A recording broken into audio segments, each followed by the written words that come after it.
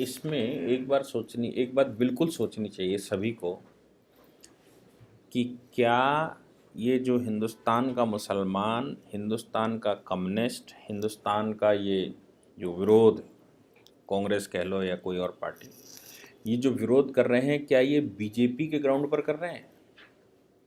ये बीजेपी के मैदान पर गेम चल रहा है। और ये CAA उन्होंने डाला, CAA पर ही विरोध हो गया। इसका मतलब ये हो जाता है कि बीजेपी जो करना चाहती थी NRC के माध्यम से या भविष्य में, वो करने से पहले ही कर लिया, उनको करना ही नहीं पड़ा कुछ। 80% आबादी एक मुश्त आ गई। जो 38%, 40%, 41% वोट से सरकार बनती थी, वो आज अगर चुनाव हो जाए तो 70% वोट से सरकार बनेगी, क्योंकि 80% आबादी को ये समझ आ गया कि खाली पीली का विरोध है, बिना किसी कारण के विरोध है। भाई CAA पढ़ने के बाद आदमी को समझ आता है बिना किसी कारण के विरोध, इसलिए विरोध है कि साहब हम मेरी बात मानो, हम गलत कह रहे हैं तो भी मेरी बात मानो, सही कह रहे हैं तो भी मेरी बात मानो। पिछले कई वर्षों से, पिछले 20 वर्षों से मेरी बात मानकर ही सरकारें चल रही थी, अब क्यों नहीं चलेगी? इसलिए सही और गलत नहीं, मेरी मानो। और वो ये कह रहे थे कि देखो इस्लामिक तुष्टीकरण, मुस्लिम तुष्टीकरण हो रहा है, ये तुष्टीकरण देश के लिए अच्छा नहीं है, और ये नहीं है, वो नहीं। लोग कह रहे थे नहीं, कुछ नहीं, सेकुलरिज्म चल रहा है, बराबर का चल रहा है, गंगा जमुना संस्कृति चल रही। CAA के माध्यम से अब बता दिया है उन लोगों ने कि गंगा और जमुना कैसी है, ये गंगा जमुना संस्कृति कैसी है, सेकुलरिज्म कहाँ चला गया, देश में सद्भावना कहाँ चली गई, देश में माननीय सरकार कहाँ चली गई, कॉन्स्टिट्यूशन कहाँ प्रिवेल कर रहा है, कैसे प्रिवेल कर रहा है, कॉन्स्टिट्यूशन का हिसाब कहाँ चला गया, ये सब गायब हो गया। अगर सही मायनों में कहो तो लोगों ने नरेंद्र मोदी को 2014 में इसलिए जिताया था कि उनको लगा कि हिंदुओं को वो संरक्षित कर लेंगे, ठीक। और 2019 के बाद जब अमित शाह ने ये शुरू की बैटिंग, तो उनकी पिच पर बाकी खेल गए। उन्होंने तो कुछ किया ही नहीं, उन्होंने तो सिर्फ एक CAA पास किया, और पास करके वो भी संसद से पास किया, संसद से पास करके वो बैठ गए। अब होना था पोलराइजेशन, किसने किया? अमित शाह ने किया, नरेंद्र मोदी ने किया? ये तो अपोजिशन ने किया। और अपोजिशन ने मुसलमान भड़काकर रोड पर उतार दिया, उनकी माताएं, बहनें, बच्चे उतारकर रोड पर उतार दिए, और पूरे देश को मैसेज चला गया कि साहब ये चाहते हैं कि मेरी इच्छा से सरकारें चले, मेरी इच्छा से कॉन्स्टिट्यूशन चले, मेरी इच्छा से ये देश चले, चाहे सही हम कहें चाहे हम गलत कहें। अगर CAA सही भी है तो भी हम जो कह रहे हैं वो मानो, इसको वापस करो।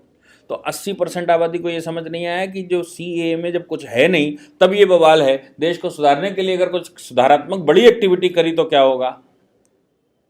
देश में बांग्लादेशी निकालने का नंबर आए तो क्या होगा? देश में पाकिस्तानी निकालने का नंबर आए तो क्या होगा? देश में आतंकवादियों के खिलाफ बड़ी ड्राइव चले तो क्या होगा? देश में एक कानून बनेगा तो क्या होगा? देश में एक प्रकार के कानूनी व्यवस्था, एक प्रकार की लैंड, एक प्रकार के लोग, एक प्रकार की व्यवस्था सब रहेगी, तब क्या करेंगे? जब CAA सिर्फ परसिक्यूटेड, सताए हुए लोगों को हिंदुस्तान में नागरिकता देने के कानून पर इतना बवाल है, तो कौन कर रहा है ये? वो खिल गए इनकी पिच पर।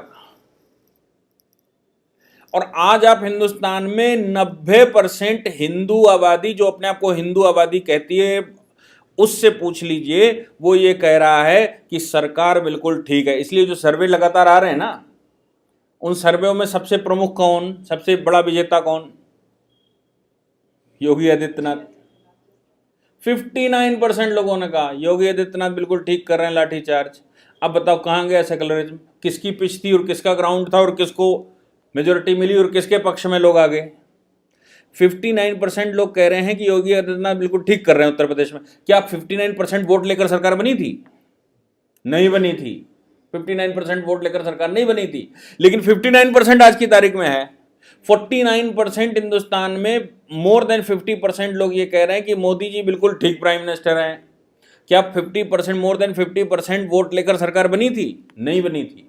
आज वोट शेयर बढ़ रहा है, आज उनका ग्राफ बढ़ रहा है। किसने बढ़ाया? ना अमित शाह ने बढ़ाया, ना मोदी ने बढ़ाया, ये तो अपोजिशन ने बढ़ाया। खेल ग्राउंड था इनका, पिच थी इनकी, फॉर्मूला था इनका, और खेल रहे हैं वो, और इनको बढ़ा रहे हैं। अब देखो अगली चाल, ये अपोजिशन ने जो अगली चाल चली ना, आप सोच सकते हैं कितना खतरनाक खेल खेल रहे हैं वो। जो लोग ये कह रहे हैं कि रंगा बिल्ला नाम बता देना जब आपके पास एनपीआर आए, तो आप सोचते हैं कि राशन कार्ड किसका बनेगा? रंगा बिल्ला का। किसी की गिरफ्तारी होगी तो आप बता सकते हैं कि बेल कैसे मिलेगी उसको, जब जिसका नाम रंगा बिल्ला लिखा हो रजिस्टर में। आप बता सकते हैं सरकार की योजनाओं का लाभ कौन लेगा, आप बता सकते हैं वोट कौन डालेगा। भविष्य में जो सरकार कर सकती है, एनपीआर रजिस्टर मेंटेन करके, जब भी आप कहेंगे, जैसे आपने पैन कार्ड और आधार कार्ड जोड़ा और कहा आधार सही नहीं है तो इनकम टैक्स में आपका ये नहीं, आधार सही नहीं तो वो नहीं, सब पीछे किया। अब मुझे बता दीजिए, एनपीआर को आधार से लिंक कर दें। एनपीआर में आपका नंबर होगा नहीं, आधार में आपका नंबर होगा। एनपीआर से लिंक करेगा नहीं तो आपका आधार भी बेकार हो गया, फर्जी बना है। आधार फर्जी हो गया तो आप पीडीएस सिस्टम में आ गया। भारत में चल गया है one ration card one nation, पूरे देश में एक राशन कार्ड बनेगा तो वो आधार से लिंक हो जाएगा। अब आप मुझे बता दीजिए, आपको राशन चाहिए फ्री वाला तो कैसे मिलेगा? ये 14 बच्चे पैदा करते हो और मैटरनिटी लीव सरकार से लेते हो हॉस्पिटल से, और पैसे साथ में मिलते हैं, एनपीआर होगा नहीं तो सरकार कहाँ से देगी?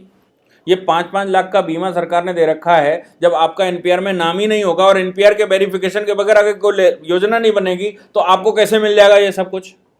आप घर बनाना चाहते हो, आवास योजना लेना चाहते हो, आप बिजली का कनेक्शन लेना चाहते हो, आप सिलेंडर लेना चाहते हो, अभी तो एक 60 लाख वो 6 करोड़ लोगों के सिलेंडर, 1.5 करोड़ लोगों के सिलेंडर कटे हैं। अभी एनपीआर से जब उनका मैचिंग नहीं होगी तो अभी 5 करोड़ लोगों के और कटेंगे। और फिर क्या होगा? फिर वो कहेंगे नहीं हम तो साहब यहीं पैदा हुए, यहीं चले, तो कहेंगे कहाँ है तुम्हारा नाम पता? नहीं, ये है एनपीआर से मिलाओ, एनपीआर पे तो है नहीं, सरकार ने स्वैच्छिक रूप से सबका नाम बताया था, आपने लिखवाया क्या उसमें? आपने तो उसमें रंगा बिल्ला लिखवाया था, तो रंगा कहाँ बिल्ला कहाँ, उनके ही राशन कार्ड बन सकते हैं, आपका तो नहीं बन सकता। क्यों? क्योंकि आप तो एनपीआर पे है नहीं। अब आप सोचो, अगर पूरी मुस्लिम आबादी उसका विरोध कर जाए तो 20% लोगों के राशन कार्ड खत्म हो गए, 20% लोगों के कनेक्शन खत्म हो गए, वोट खत्म हो गए। अब ये क्या करेंगे? ये करेंगे सरकार के खिलाफ प्रदर्शन, सरकार लाठी चलाएगी, उठाकर जेल में बंद कर देगी, कहेगी इनके वेरिफिकेशन सब विदेशी हैं, मुकदमा चलेगा। ठीक, मुकदमे में जीतोगे, कहोगे हम देसी हैं, कई साल लगेंगे देसी बताने में। भारत के सिस्टम में मुकदमेबाजी सामान्य परिस्थिति में 10 साल लगते हैं, और ये 20 करोड़ लोग अगर सिस्टम में आ जाएंगे तो हमारे जजेस कहाँ, कितनी कोर्टें कहाँ मिलेंगी? तो इनको लगेंगे 20 साल, और बहुत जल्दी कर लेंगे तो 10-12 साल में आपको मिल जाएगा। 10-12 साल में सरकार पैदल कर चुकी होगी बाकी लोगों को। इसलिए जिनके दिमाग में है ना एनपीआर पे नहीं लिखवाना, एनआरसी पे नहीं आना, फलाने पे नहीं आना, ढमाके पे नहीं आना, इनको अपोजिशन ने ऐसा बरगलाया है कि पूरे सिस्टम को ही सिस्टम से बाहर कर दो, एक पूरी कम्युनिटी ही सिस्टम से बाहर हो जाएगी। और जिसके मन में यह है कि हम 25 करोड़ लोग हैं और गोली चला देंगे और पता नहीं आतंकवाद फैला देंगे, उनको ये बात ध्यान रखनी चाहिए कि पाकिस्तान में 25 करोड़ लोग हैं, उनके पास बम गोले भी हैं, उनके पास मिसाइलें भी हैं, और उनके पास परमाणु बम भी है। और इमरान खान दुनिया भर में रोते घूम रहे हैं कि मोदी हमारे पीछे पड़ा है, हमें बचा लो, किसी तरह नहीं हमला कर देगा, पता नहीं अब कुछ बालाकोट से भी बड़ा करने वाले हैं। वो परेशान है कि हम बच जाएं मोदी से। 25 करोड़ बम गोले लेकर बैठे हैं, एक पार्टिकुलर उनकी रेगुलर आर्मी है, और जो संसार में सबसे बदतमीज आर्मी मानी जाती है, वो इस समय त्राहिमाम कर रहे हैं।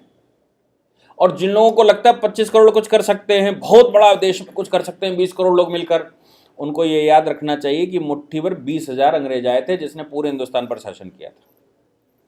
उनको ये याद रखना चाहिए कि मुट्ठी भर मुसलमान आए थे आक्रांता, एक 20,000, 30,000, 40,000 की फौज लेकर, 1 लाख की फौज लेकर, जिसने पूरे हिंदुस्तान पर 800 साल शासन किया। सरकारों से लड़ा नहीं जा सकता। सरकार एक आदेश देती, गोली चलाओ, बात खत्म, क्योंकि आतंकवाद का और देश में डिस्टर्बेंस का कोई सोल्यूशन नहीं। और उस समय ना कोर्ट चलती है, ना शासन चलता है, ना प्रशासन चलता है, उस समय सरकार चलती है। और जिस समय ऐसी परिस्थिति आ जाएगी तो सरकार को इम्यून कर देगा 50 साल के लिए। ऐसी परिस्थिति गृह युद्ध की देश में आ गई तो इलेक्शन कैसे होंगे, सिस्टम कैसे चलेगा? फिर तो सारी पावर सरकार के पास ही होगी, कोई पावर ही नहीं होगी अपोजिशन के पास। सरकार के पास सिर्फ एक पावर होगी कि जब हम गोली चलाकर शांत कर लेंगे, सब कुछ मैनेज कर लेंगे, तब चुनाव करवाएंगे। तो क्या हो जाएगा? निरंकुश वो बन नहीं रहे, आप ऐसी परिस्थितियां क्रिएट कर दोगे, निरंकुशता अपने आप आ जाएगी। क्योंकि जब तक नॉर्मल सिचुएशन नहीं होगी तब तक चुनाव कैसे होगा, और जब तक चुनाव नहीं होगा तो सरकार कैसे बदलेगी, और जब तक सरकार नहीं बदलेगी तब तक डिसीजन कौन लेगा। और आप डिसीजन लेने के लिए कोर्ट जाओगे क्योंकि आपने एनपीआर में तो नाम लिखवाया नहीं था, एनआरसी भी नहीं करवाई थी, तो आप सब बेसिकली विदेशी कहलाएंगे।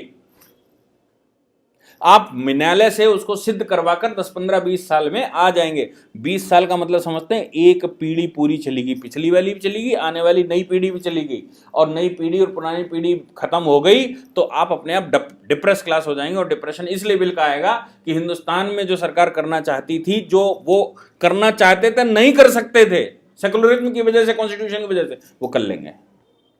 तो आज की तारीख में ये सारा सिस्टम किसके ग्राउंड पर है?